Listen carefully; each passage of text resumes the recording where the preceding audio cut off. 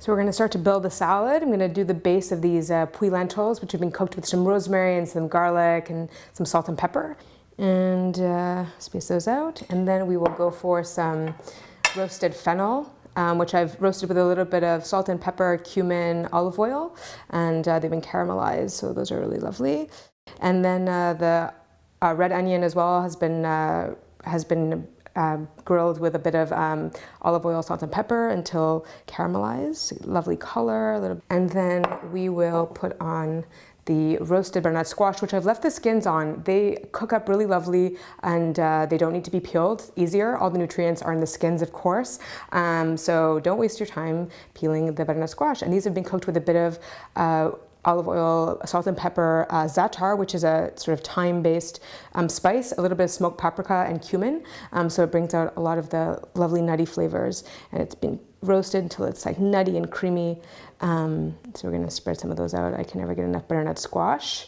And then we will put our parsley and our fennel fronds. So we're going to toss these in to the arugula, fresh baby arugula, which is peppery and fresh and lovely for this sort of winter salad.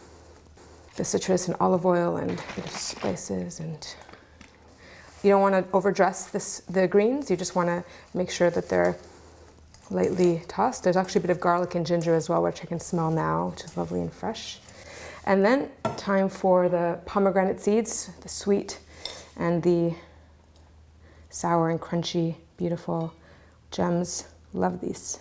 Then we will get our toasted nuts, walnuts and almonds that have been lightly toasted for the crunch, for healthy fats, omega fats, satiating nutrients and delicious flavor and texture.